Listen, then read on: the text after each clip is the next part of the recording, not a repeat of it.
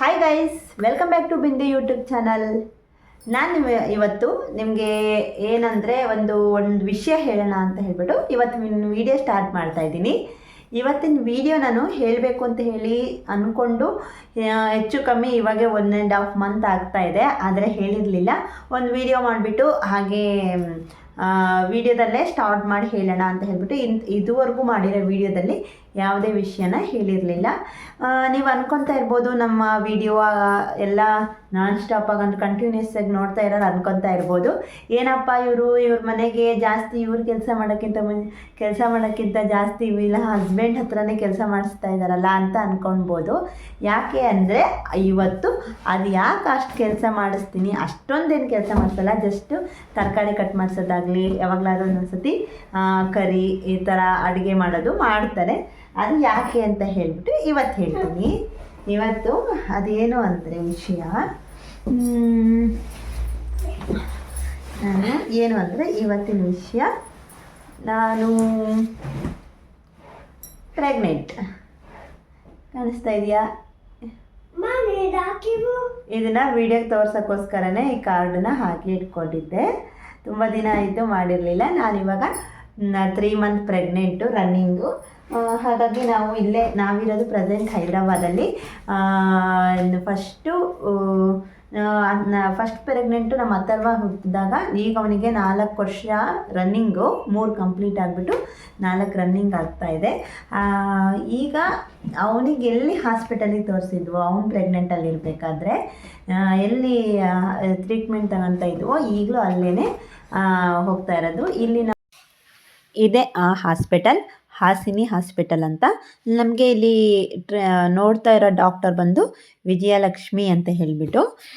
ಪರವಾಗಿಲ್ಲ, ಜಾಸ್ತಿ ಕ್ರೌಡೇನಿರಲ್ಲ, ತುಂಬ ಫ್ರೀಯಾಗಿರುತ್ತೆ. ಇಲ್ಲಿ ಮಾರ್ನಿಂಗು 10:30 to 1 o'clock ತನಕ ಇರುತ್ತೆ, ಮತ್ತು ಈವ್ನಿಂಗು 6 to 9 ಇರುತ್ತೆ. ನಮಗೆ ನೈಟ್ ಟೈಮ್ ಬರೋದಕ್ಕೆ ತುಂಬ ಈಸಿ ಆಗುತ್ತೆ. ಯಾಕಂದರೆ ಇವರು ಡ್ಯೂಟಿಗೆಲ್ಲ ಹೋಗಿ ಬಂದುಬಿಟ್ಟು ಫ್ರೀಯಾಗಿರ್ತಾರೆ, ಇಲ್ಲ ಆವಾಗ ಕರ್ಕೊಂಡು ಹೋಗೋಕ್ಕೆ ಕರೆಕ್ಟ್ ಟೈಮ್ ಆಗುತ್ತೆ ನಮಗೆ ನೈಟ್ ಟೈಮು. ನಾನು, ನಮ್ಮ ಮನೆಯವರು, ನಮ್ಮ ಅಥರ್ವ 3 ಜನ ಹೋಗ್ತಾ ಇದ್ದೀವಿ ಹಾಸ್ಪಿಟ್ಲಿಗೆ. ಈ ಹುಡುಗರನ್ನ ಕರ್ಕೊಂಡು ಹೋಗಿಬಿಟ್ರೆ ಐತಲ್ಲ, ಇವ್ರನ್ನ ಹಿಡಿಯೋಷ್ಟೊತ್ತಿಗೆ ಸಾಕಾಗಿ ಹೋಗುತ್ತೆ. ಇವಾಗ ಇನ್ನೂ ಯಾರೂ ಬಂದಿಲ್ಲ, ಜಸ್ಟು ನಾವೇ ಫಸ್ಟ್ ಹೋಗಿದ್ವಿ. ಇವತ್ತೇ ಸ್ಕ್ಯಾನಿಂಗ್ ಹೇಳಿದರು, ಇಲ್ಲೇ ಸ್ಕ್ಯಾನಿಂಗ್ ಮಾಡ್ತೀವಿ ಅಂತ ಕೂಡ ಹೇಳಿದರು, ಆದರೆ ಸ್ಕ್ಯಾನಿಂಗ್ ರಿಪೋರ್ಟ್ ಬರ್ದು ಕೊಡ್ತಾರೆ. ಲಾಸ್ಟ್ ಟೈಮ್ ಕೂಡ ಅಲ್ಲೇ ತೋರಿಸಿರೋದ್ರಿಂದ ನಮಗೆ ಅಲ್ಲೇ ಕಂಫರ್ಟಬಲ್ ಅನಿಸಿತ್ತು, ಅಲ್ಲೇ ತೋರಿಸ್ತಾ ಇದ್ವಿ. ಏನಕ್ಕೆ ಹೇಳಲಿಲ್ಲ ಈ ವಿಷಯನ, ಫಸ್ಟು ಅವತ್ತಿಂದ ಹೇಳೋಣ ಅಂದ್ಕೊತಿದ್ದೆ. ಯಾವುದಕ್ಕೂ ಒಂದೇ ಸ್ಕ್ಯಾನಿಂಗ್ ಆದಮೇಲೆ ನಮಗೊಂದು ಕನ್ಫರ್ಮ್ ಆಗುತ್ತೆ ಅಂತ ಹೇಳಿಬಿಟ್ಟು ಯಾವುದೇ ಥರ ನಾನು ವಿಷಯನ ಹೇಳಿರಲಿಲ್ಲ. ನಾವು ಹೋಗೋ ಹಾಸ್ಪಿಟಲು ಫಸ್ಟು ಹೋದ್ವಿ. ಫಸ್ಟ್ ಹೋದಾಗ ಏನು ಚೆಕ್ ಮಾಡಿದ್ರು, ಫಸ್ಟ್ ಹೋದಾಗ ಜಸ್ಟ್ ಏನಿಲ್ಲ BP ಚೆಕ್ ಮಾಡಿಬಿಟ್ಟು, BP ಚೆಕ್ ಮಾಡಿ ನಾನು ಎಷ್ಟು kg ಇದ್ದೀನಿ ಅಂತ ಹೇಳಿಬಿಟ್ಟು ಹೋಗಿರೋ ಡೇಟನ್ನು ಎಂಟ್ರಿ ಮಾಡಿದರು ಅಷ್ಟೇ. ನೆಕ್ಸ್ಟ್ ಟೈಮ್ ಹೋದ್ಮೇಲೆ ಅಲ್ಲ, ಫಸ್ಟ್ ಟೈಮ್ ಹೋದಾಗ ಅಷ್ಟು ಚೆಕ್ ಮಾಡಿಬಿಟ್ಟು ರಿಸೆಪ್ಷನಿಸ್ಟ್ ಹತ್ರ ಅಷ್ಟು ಚೆಕ್ ಮಾಡ್ತಾರೆ, ಮತ್ತು ಒಳಗಡೆ ಡಾಕ್ಟ್ರ್ ಹತ್ರ ಹೋದಾಗ ಅವರು ಬ್ಲಡ್ ಚೆಕಪ್ ಮಾಡ್ತಾರೆ. ಫಸ್ಟ್ ಬ್ಲಡ್ ಚೆಕಪ್ಪು, ಯೂರಿನ್ ಚೆಕಪ್ಪಿಗೆ ಹೇಳ್ತಾರೆ. ನಮಗೆ 3 days ಟೈಮ್ ತೊಗೊತಾರೆ, ರಿಪೋರ್ಟ್ ಬರೋಕ್ಕೆ 3 days ಆಗುತ್ತೆ ಅಂತ ಹೇಳಿಬಿಟ್ಟು. ಆಮೇಲೆ ಸರಿ ಅಂತ ಹೇಳಿ ನಾವು 3 days ಆದಮೇಲೆ ಮತ್ತೆ ಹೋಗ್ತೀವಿ. ಆವಾಗ ರಿಪೋರ್ಟ್ ಬರುತ್ತೆ, ರಿಪೋರ್ಟಲ್ಲಿ ಪಾಸಿಟಿವ್ ಅಂತ ಹೇಳಿ ಗೊತ್ತಾಗುತ್ತೆ. ಅದಾದಮೇಲೆ ನಮಗೆ ಟ್ಯಾಬ್ಲೆಟ್ ಆಗಲಿ, ನೆಕ್ಸ್ಟ್ ಏನು ಮಾಡಬೇಕು, ಅಂದರೆ ನೆಕ್ಸ್ಟ್ ಮಂತ್ ಇರೋ ಸ್ಕ್ಯಾನಿಂಗ್ ಡೇಟು ಅವೆಲ್ಲದನ್ನು ಹೇಳಿದ್ರು. ಅಲ್ಲಿ ತನಕ ಅವ್ರು ಕೊಟ್ಟಿರೋ ಟ್ಯಾಬ್ಲೆಟ್ನ ಫಾಲೋ ಆಗಬೇಕಾಗಿತ್ತು. ಏನಪ್ಪ ಅಂದರೆ ನನಗೆ ಫಸ್ಟ್ ಏನು ಸಿಮ್ಟಮ್ಸ್ ಅಂದರೆ ಮೊದಲೇ ನನಗೆ ಗೊತ್ತಾಗಿತ್ತು. ಏನು ಚಿನ್ನ? ಏನಿಲ್ಲ, ವಿಡಿಯೋ ಮಾಡ್ತಾ ಇದ್ದೀನಿ, ನೀನು ಆಟಾಡು, ಓಕೆನಾ? ಓಕೆ. ಫಸ್ಟಲ್ಲಿ ನನಗೆ ಅನಿಸಿತ್ತು, ಮೊದಲೇ ಡೌಟ್ ಬಂದಿತ್ತು. ಕರೆಕ್ಟು 1 ಮಂತ್ಗೆ ಗೊತ್ತಾಯಿತು ನಮಗೆ. ಹಾಗಾಗಿ 1 month correct date to date 1 ಮಂತ್ಗೆ ವಿಷಯ ಕನ್ಫರ್ಮ್ ಅಂತ ಗೊತ್ತಾಯಿತು. ಆದರೆ ಡಾಕ್ಟ್ರ್ ಹತ್ರ ಹೋಗೋದು 1 ವಾರ ಲೇಟ್ ಮಾಡಿದ್ವಿ. ಇರಲಿ, ಇವಾಗಷ್ಟೇ ಗೊತ್ತಾಗಿರೋದಲ್ವಾ ಅಂತ ಹೇಳ್ಬಿಟ್ಟು. ಸಿಮ್ಟಮ್ಸ್ ಕೂಡ ಯಾವುದೇ ಥರ ಸ್ಟಾರ್ಟ್ ಆಗಿರಲಿಲ್ಲ, ವಾಮಿಟಿಂಗ್ ಆಗಲಿ, ತಲೆ ಸುತ್ತೋದಾಗಲಿ, ಈ ಥರ ಯಾವುದು ಸ್ಟಾರ್ಟ್ ಆಗಿರಲಿಲ್ಲ. ನಿಧಾನಕ್ಕೆ ನನಗೆ ಫಸ್ಟು ಅಥರ್ವ ಹುಟ್ಟಬೇಕಾಗಿರೋ ಸಿಮ್ಟಮ್ಸು ಈಗ ಇಲ್ಲ. ಆ ಸಿಮ್ಟಮ್ಸು ಕಡಿಮೆ. ಈಗ ಆಗಿರೋದಂದ್ರೆ ಒಂದೇ ಸಿಮ್ಟಮ್ಸು ಜಾಸ್ತಿ ಇದೆ, ನನಗೆ ವಾಮಿಟಿಂಗ್ ಜಾಸ್ತಿ ಇದೆ. ಹಾಗಾಗಿ ನಮ್ಮ ಮನೇಲಿ ನಾನು ಅಡುಗೆ ಮಾಡೋದು ಕಡಿಮೆ, ಹಾಗಾಗಿ ಹೆಲ್ಪ್ ಮಾಡೋಕ್ಕೆ ಅದು ಇದು ಕಟ್ ಮಾಡಿಕೊಡೋಕ್ಕೆ ಒಂದೊಂದು ದಿನ ಕರಿ ಮಾಡ್ತಾರೆ. ನಾವಿರೋದು ಹೈದ್ರಾಬಾದಲ್ಲಿ, ಹಾಗಾಗಿ ಜಾಸ್ತಿ ಸಾಂಬಾರನ್ನ ಯೂಸ್ ಮಾಡಲ್ಲ. ಈ ಕಡೆ ಎಲ್ಲರೂ ಕರಿನೇ ತಿಂತಾರೆ, ಯೂಸ್ ಮಾಡಲ್ಲ ಅಲ್ಲ, ಇಷ್ಟಪಡಲ್ಲ. ನಾನೊಬ್ಬಳೇ ಸಾಂಬಾರು ಅನ್ನೋದು ಅಂತ ಹೇಳಿಬಿಟ್ಟು ನಾನು ಏನು ಬೇಕೋ ನಾನು ಅಲ್ಪ ಸ್ವಲ್ಪ ಮಾಡ್ಕೊತೀನಿ, ನೀವು ಮಾಡ್ಕೊತೀನಿ ಸಾಕು ಅಂತ ಹೇಳ್ತಾ ಇರ್ತೀನಿ. ಹಾಗಾಗಿ ಅವರೇ ಮಾಡ್ತಾರೆ. ಇಷ್ಟು ದಿನ ಅದಕ್ಕೆ ಮಾಡಿಸಿಲ್ಲ.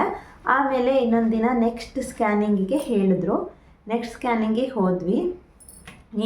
ಆ ಸ್ಕ್ಯಾನಿಂಗಿಗೆ ಹೋದಾಗ ನನಗೊಂಥರ ಭಯ ಇತ್ತು. ಯಾಕಂದರೆ ನಾವಿರೋದು ರೆಂಟೆಡ್ ಹೌಸಲ್ಲಿ. ಇಲ್ಲಿ ನಾವು ಸ್ಟೆಪ್ಸ್ ಸೆಕೆಂಡ್ ಫ್ಲೋರಲ್ಲಿರೋದು. ಸ್ಟೆಪ್ಸ್ ಇಳಿಯೋದು ಹತ್ತೋದು ಮಾಡೋದ್ರಿಂದ ಏನಾದರೂ ಹೆಚ್ಚು ಕಮ್ಮಿ ಆಗಿರ್ಬೋದಾ ಅಂತ ಒಂದು ಭಯ. ಫಸ್ಟು ಸ್ಕ್ಯಾನಿಂಗಿಗೆ ಹೋಗಬೇಕು ಅಂದರೆ ಒಂಚೂರು ಭಯ ಇರುತ್ತೆ. ಯಾಕಂದರೆ ಯಾವ ಥರ ಭಯ ಇರುತ್ತೆ ಅಂದರೆ, ಈಗ ಒಂದು ಸ್ವಲ್ಪ ಹೊಟ್ಟೆಯಲ್ಲಿ ಗ್ಯಾಸ್ಟ್ರಿಕ್ ಅಲ್ಲ ಅಂದರೆ ಇವಾಗ ಆ ಸಿಮ್ಟಮ್ಸ್ ಅದೊಂದು ವಾಮಿಟಿಂಗು ಗ್ಯಾಸ್ಟ್ರಿಕ್ಕು ಇದ್ದೇ ಇರುತ್ತೆ. ಹಾಗಾಗಿ ಈಗೀಗ ಗ್ಯಾಸ್ ಬರ್ತಾ ಇರುತ್ತೆ ಮೇಲ್ಗಡೆ.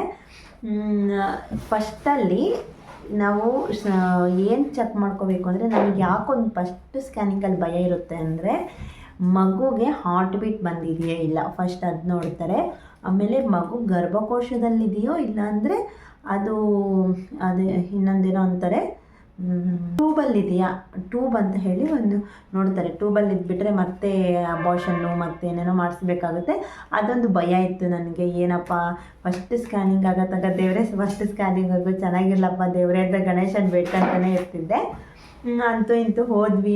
ಇಲ್ಲೇ ಹಾಸನಿ ಹಾಸ್ಪಿಟಲಲ್ಲೇ ಸ್ಕ್ಯಾನಿಂಗ್ ಮಾಡ್ತೀವಿ, ಆದರೆ ರಿಪೋರ್ಟ್ನ ಬರ್ಕೊಡ್ತೀವಿ ಅಂತ ಹೇಳಿದ್ರು. ಇಲ್ಲ, ನಮಗೆ ರಿಪೋರ್ಟ್ ಬೇಕು, ನಮಗೆಲ್ಲ ಕರೆಕ್ಟಾಗಿದ್ದರೆ ಮುಂದೆ ಯಾವುದೇ ಬೇರೆ ಕಡೆ ಡಾಕ್ಟರ್ ಹತ್ರ ಕಂಟಿನ್ಯೂ ಮಾಡೋದಾದರೂ ಚೆನ್ನಾಗಿರುತ್ತೆ ಅಂತ ಹೇಳಿ, ಇಲ್ಲ ನಮಗೆ ಬರ್ಕೊಡಿ, ಬೇರೆ ಕಡೆ ಬೇಕಾದ್ರೆ ಸ್ಕ್ಯಾನಿಂಗ್ ಮಾಡಿಸ್ಕೊಬರ್ತೀವಿ, ನಮಗೆ ರಿಪೋರ್ಟ್ ಬೇಕು ಅಂತ ಅಂದ್ವಿ.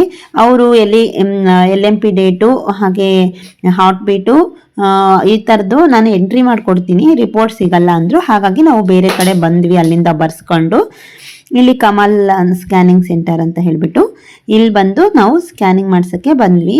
ಇದು ಹೈದ್ರಾಬಾದಲ್ಲಿ ಶಾಪುರಲ್ಲಿರುತ್ತೆ ಅಂತೇನಾ? ಎప్పుడు వస్తుందంట? ఇప్పుడు బట్టలు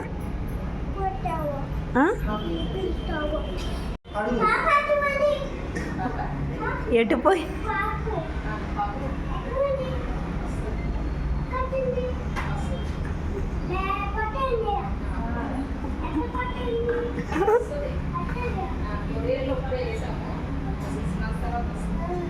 ఏం చేస్తావు పాపు వస్తే అది చెప్పు మేడం.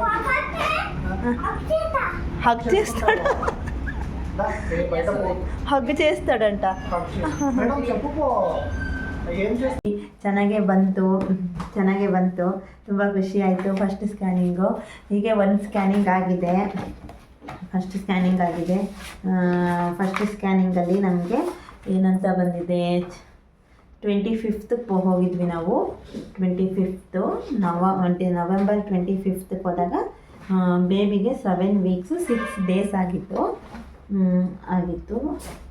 ಆಮೇಲೆ 3.1 cm ಇದೆ. ಆಮೇಲೆ ನಮಗೆ ಡಾಕ್ಟರ್ ಹತ್ರ ಹೋಗೋಕ್ಕಿಂತ ಮುಂಚೆನೇ ಡಾಕ್ಟರ್ ಹತ್ರ ಹೋಗಿ ತೋರಿಸ್ಕೋಬೇಕು ಫಸ್ಟ್ ನಾವು ರಿಪೋರ್ಟ್ ಬಂದಿರೋದನ್ನು. ನಾನೇನು ಮಾಡಿದೆ ಅಂದರೆ, ಹೇಗೂ ನನ್ನ ಸಜೆಷನ್ ಅಂತ ಇರುತ್ತಲ್ಲ, ಇಲ್ಲಿ ಗೊತ್ತಿರುತ್ತೆ ಯಾವುದೇ ಥರ ಪ್ರಾಬ್ಲಮ್ ಇದ್ದರೆ ಈ ಲೈನಲ್ಲಿ ಹಾಕಿಬಿಡ್ತಾರೆ. ಹಾಗಾಗಿ ನಾನು ಇಲ್ಲಿ ನೋಡಿಬಿಟ್ಟೆ ಅರ್ಥ ಮಾಡಿಕೊಂಡೆ ಹೋಗಿ ಬಂದಾಗೇ. ಇಲ್ಲಿ ಏನಂತ ಇತ್ತು ಅಂದರೆ ಸಜೆಷನಲ್ಲಿ follow up NT scan after 4 weeks ಅಂತ ಇತ್ತು. ಅವಾಗ ಅನಿಸ್ತಾ ಧೈರ್ಯ ಬಂತು, ಪ್ರಾಬ್ಲಮ್ ಏನೂ ಇಲ್ಲ, ಎಲ್ಲ ಕರೆಕ್ಟಾಗೇ ಇದೆ ಅಂತ ಹೇಳಿಬಿಟ್ಟು. ಆಮೇಲೆ ನಾವು ಸ್ಕ್ಯಾನಿಂಗಿಗೆ ಹೋದಾಗ ನಮಗೆ ಡಾಕ್ಟ್ರು ಕೂಡ ಹಾರ್ಟ್ ಬೀಟನ್ನ ನಮಗೆ ಮಾನಿಟರ್ ಇರುತ್ತಲ್ವ, ಇದು ಸ್ಕ್ರೀನ್ ಇರುತ್ತಲ್ವ, ಸ್ಕ್ರೀನ್ನ ತಿರ್ಗಿಸ್ಬಿಟ್ಟು ತೋರಿಸ್ತಾರೆ. ಇದು ನೋಡಿ ಹಾರ್ಟ್ ಈ ಥರ ತೋರಿಸ್ತಾ ಇರ್ತಾರಲ್ವ, ಇದರಲ್ಲಿ ಹಾರ್ಟ್ ಬೀಟ್ ನೋಡಿ ಅಂತ ತೋರಿಸ್ತಾರೆ. ನಮಗೇನು ಗೊತ್ತಾಗಲ್ಲ, ಆದ್ರೂ ತೋರಿಸ್ತಾರೆ ಅವರು. ನಾವು ನೋಡ್ಕೊಂಡು ಬರ್ತೀವಿ, ಅದರಲ್ಲಿ ಏನು ಗೊತ್ತಾಗಲ್ಲ. ಇರೋದ್ರಿಂದ ನಾವು ಸ್ವಲ್ಪ ನೋಡ್ಕೋಬೋದು. ಇದು ನೋಡಿದ್ರೆ ಸ್ವಲ್ಪ ಅರ್ಥ ಆಗುತ್ತೆ. ನನಗೆ ಏನಪ್ಪ ಅಂದರೆ, ನನಗೆ ಮೊದಲನೇ ಮಗ ಅಥರ್ವ ಇದ್ದಾನಲ್ವ, ಅವನು ಸ್ಕ್ಯಾನಿಂಗಿಗೆ ಹೋದಾಗ ಏನಿಲ್ಲ, ಅವ್ನ ಸ್ಕ್ಯಾನಿಂಗ್ಗೆ ಹೋದಾಗ ನಾನು ಅವೆಲ್ಲ ರಿಪೋರ್ಟ್ ಇದ್ವು, ಇದಕ್ಕೂ ಟ್ಯಾಲಿ ಮಾಡ್ಕೊತೀನಿ, ಆಗ ಗೊತ್ತಾಗುತ್ತೆ. ಫಸ್ಟ್ ನಮ್ಮದು ಈ ಹಾಸ್ಪಿಟಲಲ್ಲಿ ಎಂಟ್ರಿ ಫೀಸೇ 500 ಕೊಡಬೇಕಿತ್ತು. 500 ಎಂಟ್ರಿ ಫೀಸ್ನ ಕಟ್ಟಿಬಿಟ್ಟು ಎಂಟ್ರಿ ಫೀಸು 500 ಕಟ್ಟಿ ಹೋದ್ವಿ. ಇಲ್ಲಿದೆ 500 ಇಲ್ಲಿ ಹೋದ್ವಿ. ಅದಾದಮೇಲೆ ಬ್ಲಡ್ ಚೆಕಪ್ಪು, ಯೂರಿನ್ ಚೆಕಪ್ಪು ಅಂತೆಲ್ಲ ಮಾಡ್ತಾರೆ. ಅದಕ್ಕೆ ಎಕ್ಸ್ಟ್ರಾ 3400 ಆಗುತ್ತೆ. ಇದು ಪ್ರೈವೇಟ್ ಹಾಸ್ಪಿಟಲ್ ಆಗಿರೋದ್ರಿಂದ ಸ್ವಲ್ಪ ಕಾಸ್ಟ್ ಜಾಸ್ತಿನೇ, ಗೌರ್ನಮೆಂಟ್ ಆದರೆ ಅಷ್ಟೊಂದೇನಾಗಲ್ಲ. ಆಮೇಲೆ 3400 ಪೇ ಮಾಡಿದ್ವಿ. ಅದಾದಮೇಲೆ ರಿಪೋರ್ಟು ಇವೆಲ್ಲ ರಿಪೋರ್ಟೇ. ಅದಾದಮೇಲೆ ಸ್ಕ್ಯಾನಿಂಗಿಗೆ ಬರ್ಕೊಟ್ರು. ಸ್ಕ್ಯಾನಿಂಗು ಇಲ್ಲೇ, ಅದು ಕೂಡ ಇಲ್ಲೇ ಕಮಲ್ ಅಂತ ಹೇಳಿಬಿಟ್ಟು, ಕಮಲ್ ಸ್ಕ್ಯಾನ್ ಸೆಂಟರ್, ಅದರದ್ದು ಬಿಲ್ ಕೂಡ ಇದೆ. ಫಸ್ಟ್ ಸ್ಕ್ಯಾನು ನಮ್ಮ ಅಥರ್ವನ ಫಸ್ಟ್ ಸ್ಕ್ಯಾನಿಗೆ ಹೋದಾಗ ಫಸ್ಟು ಹಾರ್ಟ್ ಬೀಟ್ ಸ್ಕ್ಯಾನ್ ಇರುತ್ತಲ್ವ ಸ್ಟಾರ್ಟಿಂಗು, ಅದು 800 ಇತ್ತು, ಈಗ 1200 ಆಗಿದೆ, 400 ಆಗಿದೆ.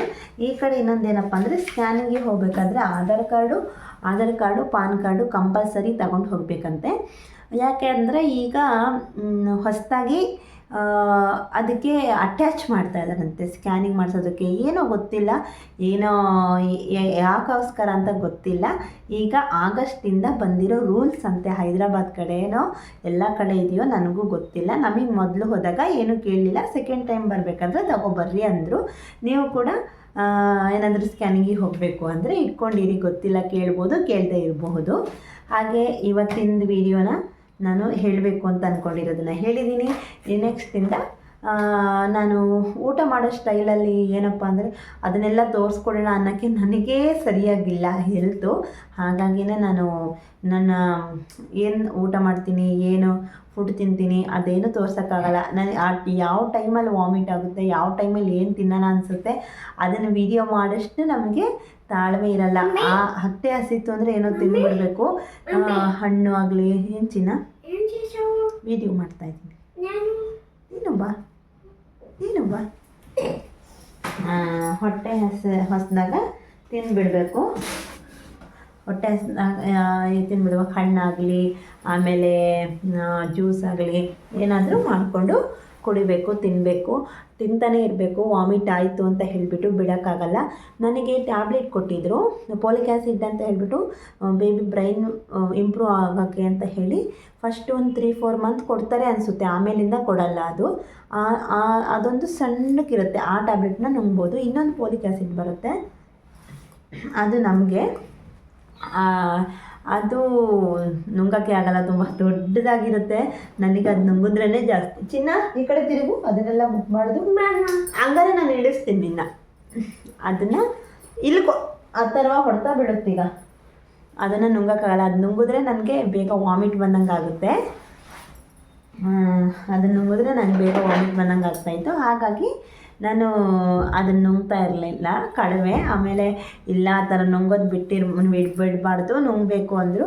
ಇವಾಗಿಂದ ಟ್ರೈ ಮಾಡೋಣ ಅಂತ ಅಂದ್ಕೊಂಡಿದ್ದೀನಿ. ಜಾಸ್ತಿ ನುಂಗೋಕ್ಕಾಗಿಲ್ಲ, ಒಂದು 20 ಮಾತ್ರ ನುಂಗಿದ್ದೇನೇನೋ ಅಷ್ಟೇ.